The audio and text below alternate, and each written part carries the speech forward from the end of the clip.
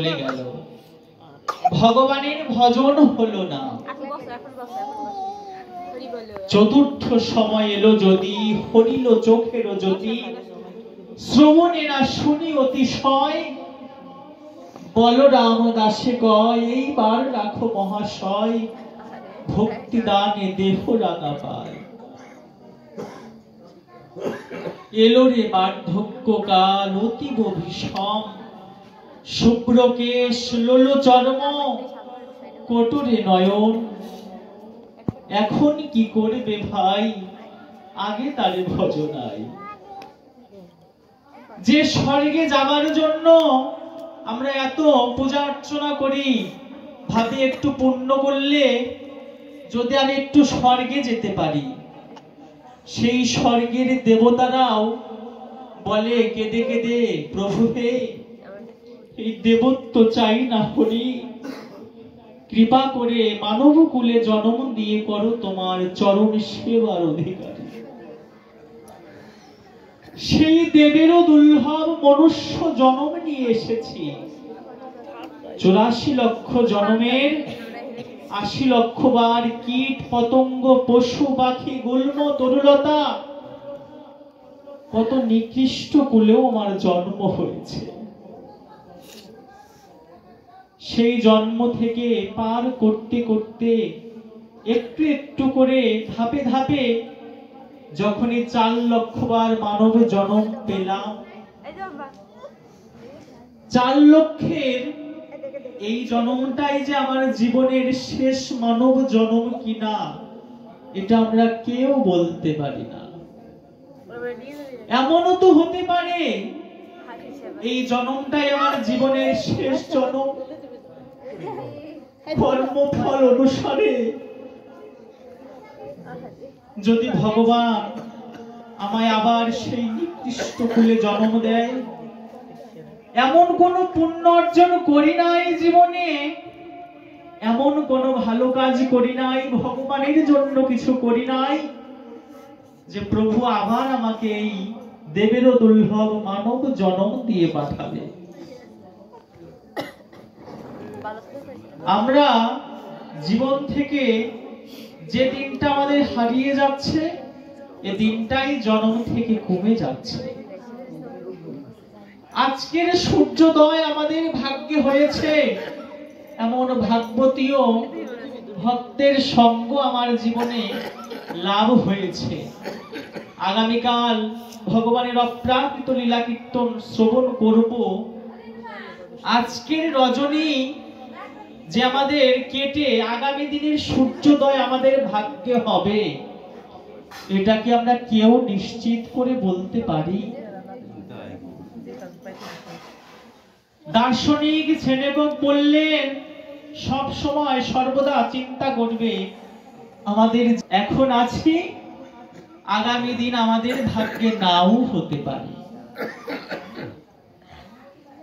ভাগবতের বড় প্রমাণ রাজা খটাঙ্গ। খটাঙ্গ যখন দেবতাদের সাথে মিশে অসুরদেরকে পরাজিত করলেন, দেবগণ বললেন রাজা তোমাকে আমরা সবাই বর দিতে চাই, তোমার জীবনে কি চাহিদা তুমি আমাদের কাছে বলো, তুমি যা চাইবে আজকে আমরা সবাই তোমাকে তাই দান করব। তখন খটাঙ্গ বললেন আচ্ছা দেবগণ, বর যদি দিতেই হয়, বরটা দেবার আগে তোমরা আমার আয়ুষ্কালটা একটু দেখো তো, দেখো তো আমার জীবনের আয়ুষ্কালটা আর কতদিন। দেবগণ কিছুক্ষণ পরে এসে বললেন খটাঙ্গ তোমার জীবনের আয়ুষ্কাল মাত্র 1 মুহূর্ত। 1 মুহূর্ত? এই 1 মুহূর্ত সময় নিয়ে আমি তোমাদের থেকে কি বর নিব, আর সেটা দিয়েই বা আমি কি করব? আমার কোনো বর চাই না। যদি তোমাদের দেবতাগণের দেবার খুব স্বাদ থাকে, তোমরা আর বিলম্ব করো না, তোমাদের ওই দ্রুতগামী রথখানা আমায় দাও। যখনই দেবতারা সন্তুষ্ট হয়ে দ্রুতগামী রথখানা দিলেন, রাজা খটাঙ্গ আর ক্ষণ বিলম্ব না করে ওই রথে চড়ে এক মুহূর্ত সময়ের মধ্যে ভগবান শ্রীহরির চরণে গিয়ে তিনি নিজেকে আত্মনিবেদন করে সমর্পণ করে দিলেন। এটাই আমাদের ভজন। জীবনে যদি কিছু করতে হয়, আমাদের আজ করব কাল করব করতে করতে করা হবে না। ভজনটা যতটা সম্ভব কাল বিলম্ব না করে আজই করতে হবে। কাল কাল বলতে বলতে কখন জীবনের পরকাল চলে আসবে, কখন আমাদের জীবন থেকে নিঃশ্বাস বিশ্বাসঘাতকতা করে চলে যাবে, এটা আমরা কেউ বলতে পারি না। এজন্য সাধু সঙ্গ করতে হবে, ভক্ত সঙ্গ করতে হবে, ভগবানের অপ্রাকৃত লীলা মাধুরী ভাগবতীয় কথা শ্রবণ করতে হবে। হ্যাঁ, শাস্ত্রে বললেন নিয়তং ভাগবতং শৃণু, অর্থাৎ নিয়ত দৈনন্দিন ভাগবত সঙ্গ করো। অনেকেই বললেন আচ্ছা আমি তো পড়াশোনা জানি না, তাহলে আমি ভাগবত পড়ব কি করে, ভাগবত সঙ্গ করব কি করে? শাস্ত্রকার আবার বললেন এই ভাগবত হচ্ছে দুই প্রকার। এক ভাগবত ভক্তি রসশাস্ত্র, আর এক ভাগবত জীবন্ত ভাগবত, আপনাদের মতো ভক্ত ভক্তি রস পাত্র। যদি তুমি মূর্খ হও, তুমি যদি পড়তে নাও পারো, যারা এই ভাগবত কথা বলতে বলতে শুনতে শুনতে তারা নিজেরাই জীবন্ত ভাগবত হয়ে গেছে, তুমি নিয়ত তাদের সঙ্গ করো। হ্যাঁ, সাধু সঙ্গ হইতে হয় শ্রবণ কীর্তন, সাধন ভক্তে হয় সর্ব অনর্থ নিবর্তন। অনর্থ নিবৃত্তি হলে ভক্তে নিষ্ঠা হয়, নিষ্ঠা হইতে শ্রবণাত্মে রুচি উপজয়। রুচি হইতে হয় আসক্তি প্রচুর, আসক্তি হইতে জন্মে কৃষ্ণে পিত্তাঙ্কুর। সেই ভাব গাঢ় হয়ে ধরে প্রেম নাম, সেই প্রেম প্রয়োজন সর্বানন্দ ধাম। কেন জানেন? মহাপ্রভু যখন কলিযুগে আসলেন, আসবার আগে ভাবনা করলেন চিরকালই তো আমি নামদান করেছি জীবের মাঝে।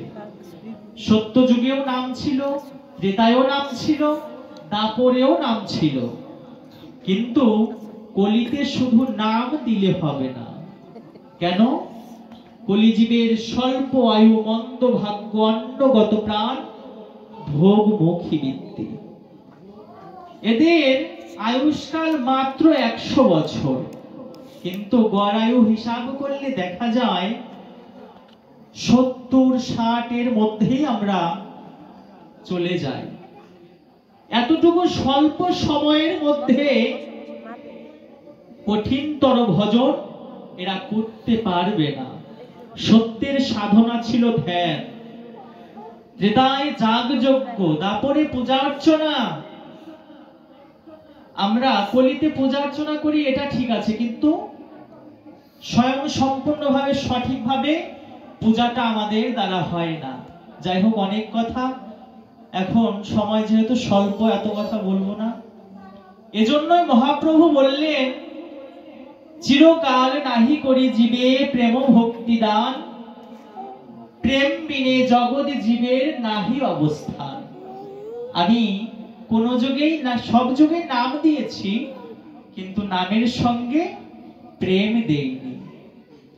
আর নামের সঙ্গে যদি প্রেম সম্পদটা না দেই, তাহলে জগৎ জীব এই নামের প্রতি তাদের আসক্তি আসবে না, প্রেম আসবে না। সহজতর ভজন নিয়ে আসলেন আমার গোরাচাঁদ। তিনি সনাতন শিক্ষায় বললেন, সনাতন পুরুষার্থ শিরোমণি প্রেম মহাধন, অতএব সনাতন জীবের প্রেম প্রয়োজন। কলিতে রাধাও প্রয়োজন নয়, কৃষ্ণও প্রয়োজন নয়, গৌর নিতাই কাউকেই প্রয়োজন নয়। যদি তোমার কাছে সব থাকে, আমাদের ভগবত গঙ্গোত্তরী বিশ্ববরেণ্য দার্শনিক বৈষ্ণব কুলতিলক ডক্টর মহানামরত ব্রহ্মচারীজি মহারাজ বললেন, যদি তোমার কাছে প্রেম থাকে, তোমার কাছে যদি জগতের কোনো সম্পদ না থাকে, তথাপি চিন্তা করবে তোমার কাছে সব আছে। আর যদি তোমার কাছে প্রেম না থাকে, সব কিছু থাকলেও তোমার কাছে কিছুই নেই। তিনি আবারও বললেন, কাম হচ্ছে সংসার বন্ধনের হেতু, আর প্রেম হচ্ছে এই সংসার বন্ধন মোচনের হেতু। গুরু কৃপা বলে হোক, সাধনের বলে হোক, ভজনের বলে হোক, পূর্ব জন্মের সঞ্চিত সিঞ্চিত পুণ্য ফলে হোক, পিতা মাতার আশীর্বাদের বলে হোক, সৎ গুরুদেবের কৃপা বলে হোক, যদি কেউ একবার এই প্রেম সম্পদটা অর্জন করতে পারে, ফুলে যেমন মধু থাকলে ভ্রমরকে নিমন্ত্রণ করে ডাকতে হয় না যে তুমি আমার বুক থেকে মধু নিয়ে যাও, ফুলের কাছে যেমন ভ্রমর নিজেই ছুটে আসে, তেমনি ভক্তের অন্তরে যদি ভক্তি থাকে, ভক্তের অন্তরে যদি প্রেম ভক্তি পরিপূরিত থাকে, প্রেমময় ভগবানকে তোমার ডাকতে হবে না, ভগবান নিজেই ছুটে আসবে। এজন্য এই মহাপ্রভু বারবার করে সন্ন্যাস নেওয়ার পরে যখন সংসারকে ত্যাগ করে চলে গেলেন, যখন লীলা চলে, প্রভু তার লীলা করছে, ভক্তদেরকে ডেকে ডেকে বলতেন, হে ভক্তগণ, সন্ন্যাস লইনু যবে ছন্ন হইল মন, সন্ন্যাসের কি বা প্রয়োজন, একমাত্র জীবনে প্রেম প্রয়োজন। এজন্য এই প্রেমটা লাভ করবেন কি করে? নিয়তম ভাগবতম শৃণু, এই ভক্ত সঙ্গ করুন, ভক্তের চরণধূলি নিজের অঙ্গে মাখুন, জীবনে যত পাপ তাপ করেছেন, ত্রিতাব দগ্ধ কলিযুক্ত ত্রিতাব জ্বালা আমরা সব সময় ভোগ করছি, আদি দৈবিক আদি ভৌতিক আধ্যাত্মিক জ্বালা আমাদের লেগেই আছে। এই জ্বালা যন্ত্রণার মাঝে থেকেও এই জগতে দেখবেন পদ্ম পাতা জলে জন্মে, জলেই যার জন্ম, সেই পদ্ম পাতার গায়ে কিন্তু জল লাগে না। তেমনি সংসার ধর্ম করছি, ভগবান সংসারে জীব করে আমাদের পাঠিয়েছে, সংসার ধর্ম করেও এই সংসারের মায়া মোহে যেন আমরা জড়িয়ে না যাই। সংসার করুন, সংসার ধর্ম বড় ধর্ম। এবার কলিতে ভগবানের অনেক প্রমাণ দিয়েছেন। ভগবান সংসারী জীবকে, গার্হস্থ জীবকে সবার উপরে উঠিয়ে রেখেছেন। কেন? এরা পিতা মাতা পুত্র কন্যা স্ত্রী সকলের ভরণ পোষণের দায়িত্ব শেষ করে এরা যতটুকু সময় অবশিষ্ট থাকবে, যদি ঘুমোতে যাওয়ার আগেও ভগবানের শ্রীমন্দিরের সম্মুখে বসে, ভগবানের চরণ তলে বসে বসে যদি এরা একটু ভগবানের নাম করতে পারে, ভগবান তাতেই সন্তুষ্ট হয়ে যান। এই জন্য সংসার করছি, কিন্তু সংসারের মায়ায় যেন আমরা জড়িয়ে না যাই, এদিকে আমাদের সতর্ক থাকতে হবে। আর একটা কথা আমাদের মাথায় রাখতে হবে, যেন মৃত্যুকালে আমরা এই সংসারের ভাবনা, পুত্র কন্যা, অর্থ সম্পত্তি, জাগতিক এক কথায় বলতে গেলে এই সংসারের কোনো ভাবনাই যেন আমরা ভাবতে ভাবতে মৃত্যু বরণটা না করি। কেন জানেন? গীতায় বললেন, জং জং বাপি শরণ ভাবন্তে তেজোত্তান্তে কলেবরম তম তমে বৈতি কন্তেও সদা তদ ভাবে ভাবিত। যদি মৃত্যুকালে যে যে ভাবনা করতে করতে মৃত্যুবরণ করবে, সেই ভাবের ভাবিত তত্ত্বের দেহ নিয়ে তার এই জগতে আবার আসতে হবে। এজন্য আমাদের সব সময় সচেষ্ট থাকতে হবে, মাথায় রাখতে হবে, যেন মৃত্যুকালে ভগবানের নাম গুণাদি কীর্তন করতে করতে, ভগবানের লীলা ধ্যান লীলা স্মরণ করতে করতে যেন আমরা মৃত্যুবরণটা করতে পারি। নাইলে আমাদের আবার আসতে হবে। এর বড় প্রমাণ ভরত মহারাজ, আপনারা সকলেই জানেন, এখন আর বিস্তারিত বলবো না। এজন্য আমাদের নামের আচার করতে হবে, নামমালা জপ তপ ধ্যান জ্ঞান করলে, কারণ ওই যমদূতকে দেখলে আমাদের জিহ্বা আড়ষ্ট হয়ে যাবে, মৃত্যুকালে বদন দিয়ে ভগবানের নাম উচ্চারণ হবে না। এজন্য নামের আচার করতে হবে, অর্থাৎ নাম জপ তপ করতে করতে যদি জিহ্বাটা সচল থাকে, যদি আপনার জিহ্বায় নামটা নাও আসে, আপনার মনে মনে ওই নাম স্মরণ হলে আপনি যদি দেহান্ত হন, আপনার ভগবত চরণ প্রাপ্তি হবে।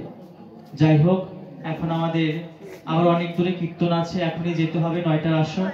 আমরা আর বিলম্ব করব না, ভাগবতকে আজকে এখানেই বিশ্রামে রাখছি। রাধা কৃষ্ণ হরি পুরুষ প্রভু জগৎবন্ধু সুন্দর প্রীতি প্রেমানন্দে হরি হরি বল। বাঞ্ছা কল্পতরুভ্যশ্চ কৃপা সিন্ধু ভৈবচ পতিতানাং পাবনেভ্যো বৈষ্ণবেভ্যো নমো নমঃ।